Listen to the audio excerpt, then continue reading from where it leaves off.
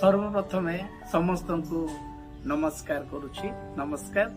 अति खुशी एवं आनंदर विषय गतकाली जून 7 तारिख 2025 माननीय मुख्यमंत्री श्रीजुक्त मोहन चरण माझी महोदय आसी कंधमाल जिलार मेडिकल कॉलेज टी को उद्घाटन कर खुशी लगुच किंतु उद्घाटन कले ठीक कथा सर आमे कंधमालवासी आपण को अनुरोध करुछु दयाकोरी कंधमाल जिलार अनेक शिक्षित युवक युवती माने बाहर राज्य को दादन खटिबा पई जाउछन्ती।